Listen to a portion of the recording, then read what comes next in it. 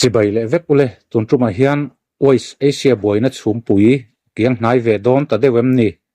khlop tu nei lo Trumpan Hormuz Strait a hong ti thu Freddy Vil siam aziak kan cher le don ani Trump chuan a hetin Hormuz Strait a hon thu a soya Iran chuan US in Hormuz kong a block ran chuan helai kong mai ni lo Red Sea a bab el mandep le mundang te po an la block mai tur thu an puang ve thunga Hormuz kong hi permanentin ain hong tak takem riat chen ala hara in biak na le ceasefire te soirit ani le ta a Trump po in thlop tu anei lo tluang zel bok I han clear le te ang u in biak trum ni na Pakistan Army Chief Field Marshal Asim Munir chu Irana azina US nen in bele tura min atum don ani US thuthon te po Munir hian Iran a rit chong bokang April ni som pakata khan Islamabad a US Iran in biak na khan Pakistan chu neutral angina che a mase khamini vek khan arukin Saudi Arabia F-16 le JF-17 fighter somni don baka sipai singkhat sang thum vel alo zuk deploya Saudi Defense Ministerin aron puang ta si ani Saudi hi Iranin abek na sat pol tak ni in Pakistan nen Strategic Mutual Defense Agreement SMDA nikuma anziak ani kha SMDA nuai hian be anto chuan naito ramte anga in puiton tu anni a rei tak ati tur ati lo nuwa Pakistan chuan ral thuam le sipai azuk da ta ani hei hi Iranin engtin nge angayang Pakistan rin lo pha angem lo clear photila chan chin ngai nom tak tang te po chuak thut thayani Pakistan a hian China in CEPC le thildanga dollar billion somruk panhi huzet investment atimeka Iranin a oil customer lian beral le ral thuam supplier poimo China investment kongpui siam ang chite longchol na buat sai ang chite khati chet pal alawa wangin Pakistan hi drone pakhat po in abeilawani Trump pachuan ABC News nena April ni som ni pahni atop tur ceasefire chu po saya chul arin lo thua soya Fox News nena he Indona hi atop don hnai tibok asoi tu hi Trump ani ti ero rengila kumsang ni sompanga akhan US le Iran hian Joint Comprehensive Plan of Action JCPOA deal nei turin thasom pariat z anin dor ti renonila Trump pasoi anga inrem na hnai mo Indona atop ani chuan alom hle anga khovel atho huai nge yang Bloomberg point Iran le US te hian ceasefire po sei emo remnat luan tling nei an hnai sot ni na report bok Iran in Hormuz Strait kalklanga oil thon chua chol san lailok atum hmel ni in Bloomberg hian aziak bokani US hian Iran chu kumsom ni vel tal nuclear enrichment chol san turina du'a uranium a enrich sa te po Iran atanga lak chua veka phut bok Iran ero chuan kumnga vel chau uranium enrichment chol sana uranium enrich sa chu rampona la chuak lova pol dal dilute le arot ve thungani US lung oina khop ero chu ni lo nuclear chungchang hi rampani temutan lian ber ani mek Lebanon le Israel po Washington anin bia a Marco Rubio chu remna palayani remna om hal mai lem lova mason na om ti vel lani ri in biak na an nei le donem ala chiang lova Hezbollah thupuang tu chuan ceasefire hnai ni na puang bok Lebanon a hian cabinet minister rank nei pha pahni chu Hezbollah thloplat tu an ni a thil anti thei le a Israel in atuk zal to viawa an ngai nuwa Hezbollah ho hi an lo la che thei fu maya Israel anti boy phave hle bok ral thuam an lo la nei thaviau mai le ral thuam an langa viau po khovel makti atlingani Israel le Lebanon in bia ka tanga dar kar somni pali po aral ma in Lebanon chimlama Israel achena le hle a dem a lo le bok Gaza a Palestinian mi pariat an thi ani US hian Israel khu khir deuh atum tok lo ti chu khovel mu dan ani mek ani Iranian oil khal chua za som kwa deuh tho lei tu hi China ani a China President Xi chuan Abu Dhabi Crown Prince le Spain Prime Minister te Beijing a komin West Asia boruak le din hun siam thazonga China chu a chet tur thu asoya khovel chu ram hnuai dan law of the jungle alet le kan rem te turani lo ati a khoi ram nge ti soilo ma se US ati chanani ti riat takin khovel in opdan kalmang chu aboi nuai mek ni soibok khovel in opna US chu hruaitu ani si a China hian Iran Indona awangin oil adong claim ta viawa lo theilowin Xi Jinping a aron tong chuak ani bermai Indo ma ni tin Iranian oil barrel makta duai nga point pathum panga vel dong zia kha Trumpan Hormuz kong a block chia khan makta duai khat point pani vela atla niama Xi tan hian lom na chi ani lawani Chinese Defense Minister Jok Dongjun a point kan long ta chu Hormuz Strait a an lut chuak renga Iran nen hian energy le sumdon na lama inrem na kan nei kan inrem na thutiam hi kan za a len kan tum Iran nen kan in kara ramdang lo in rol buai lo turin kan bei sei Iran in Hormuz Strait a controla kan tan a in hong ati a US bok ati chanani ti chuan Trumpan Truth Social a permanena Hormuz Strait ka hona wangin China alom tak zita an tan le khovel tan kati ani hetiang thil hi a thleng le to lawang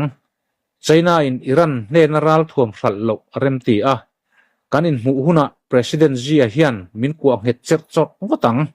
fin takin kan thok dun thle ati a Indo ai chuan a thazok lo mo ma se tul chuan Indo lama khovela kan thaber ti ria ula tin pos asiam ta ani Trump hian China lom lo tak tur hi a hlau thonga atlon tian oma mei tha a zianen anin biak na tur thlir rana chet dan fing tak nia ngai po an ombok Russian Finance Minister Sergei Lavrov chuan ni hi chamin Beijing atlo a zia chuan Iran war soi chanin khovel in thlak danglam le boi nuai kara felfai zo ka khovel akal theinan tran la turin alo soma hetiang hun har sakara US le Russia in lai chin na chu allubi atibok Trump le pop chungchang po hi soithamo oma Trump chuan America ram chunga mai ni lo khovela thlop lo tu anei belzela pop lio som palina chuan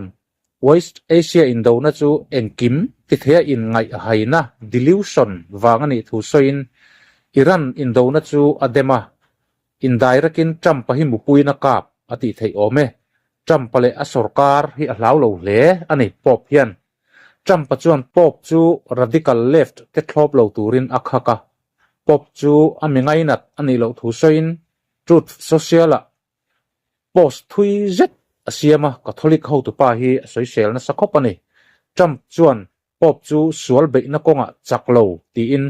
foreign policy a lak lo ati boka pop chu Iran nuclear nei poitilova apu bokani pop in US president a social hi tunma in riat tur wang viau maya tuna ero pop meu po an sum theitalo ani thuziak post mai du tok lovin Trump hian AI manga siam chop thalak aposa he thalaka hian Trump chuan issue angin papakhat atidam lai apos le peka maga thlop tu sa ko hroi tu te chuan ani em lo tin an social luaya a delete le dai ani Trump le pop inchal tauna hian Catholic ko than hun pui Italy alom lo viau mai boka Prime Minister Giorgio Meloni i chuan pop aron chan vata mei cheram hroi tu hi an padu phiam hrimani Japanese Prime Minister ang tepo khi Meloni i chuan pop lama katang tlat politician ten pop andu dua anti koi theina chuan thla amuang lo hle ang ati a Trump epzonga pop a che chu a thlop bur mayani Trump chuan Meloni i hian US apui lawa wangin nat takina social zuya Iran Indona tel lo chan chu hoisen na anei lo wanga apua Meloni i hi azam lo Israel nen an defense deal a suspend ve mak mayani US le Italy in car a thamol lo ati thei ome Spain le US in car po katriat sa ani kha UK Prime Minister Keir Starmer chuan Trump athu o in Iran Indona UK anuk lut don lo ti asoi chiang to a Trump hian UK chu an trade deal ennona lo vau zewin alo kar hle ani ome UK Prime Minister chuan kan Indona ani ve hlei nem lo ti sam et thungani European ram te po in Indozo a Hormuz kong himna ngai tu ve antuma Trump tel lovin ani thungang ram dang te po soize la chak athui don lutuk si a lor khom dang han soile thuakila April ni kwa a biak po thei lawa bo mak American in en thlak na drone thami MQ-4C Triton chu ache sual ti fin fi ani ta a che sual chan takero chu riat alani chuang lo he drone hi dollar maktadoi zani somthum pariat manvel zetani US Navy chuan somni nei mekin pasari dang nei bel antum le mek bokani US chuan Hormuz Strait block turkhan sipai singkhat vel le indolong som pani chuang aircraft carrier pathum fighter jet zachuang drones refueling aircraft ISR aircraft le longchang dangte amang rup mai ani Iran Red Crescent report New York Times in tarlan danin US le Israel voitam tak airstrike awanga building chim le nuaya tang mi sang sari zani vel an chan chuak ani ruang then khat la chuak tur po in ni som ni te an bei thuan puang tela Irana mi sang khat zasari velin nunna chan to in Lebanona mi sang ni chuang in nunna an chan to bok Nazareth Israel khwa ami somwa abu adep ichu Iran tan alo spy thin ti riatani Israel thu nei tu ten thlamasa khan an mana tuna an puang chau thung he spy hian Israel ram hun poimo Haifa oil hit fin na le mun dangte thalak le video manga lo recordin Iran athon thin ti Israeli police le sinbet ta chuan an soi abeti hian nikum October tangkhan Iran tan Israel alo en thatan to ti riatani Iran in Israel target tur a riat thei chan pakhat po alo ni ve ren thei ome Iran chuan henu hi cryptocurrency tam tham tak alo hlo tirani US bomber tharber B-21 Raider service tura siam chu masak ber chun na kum khian Ellsworth Air Force Base South Dakota deliver to mani thu asiam tu Northrop chuan an puanga B-21 tui an thun lai an refuel lai thalak ti chuan ni le boka amoi khop mai B-21 hi B-2I na te zoka cockpit tukver po ate zok ral thuam po apur klem zok dona mase athok thui thei zokang fuel tui apai tam hle dona a detailin ani phung riat ala hara alandana engine pani aman mel viawni Northrop chuan khovela bomber siam chu to zonga atui hello bertur nin an chalani athala kan ti chu B-21 airframe masaber hi a minglema Sarberas anti Greek thon thua Sarberas chu mithi khwa ti mai la tele mithi te tharau optu juice le Poseidon unaupa nibok heidi sa ui sathiam lupathum nei ani amei te po hi rule ani boka mithi te an chua theilo nan le minung te an lu theilo nan heidi sa get avenga veng to tri bai takani China in B2 le B21 ang tak asiam ve mek Jian H20 ero hi chu kumsang ni somthum nulama a service chau an ring dewa US intelligence te chuan US chuan khovel control na man ro pakhat anei bel don ani hri taber mai khati chin khanile pot selangin angai thatu zong te lalpan malsom le thak chur se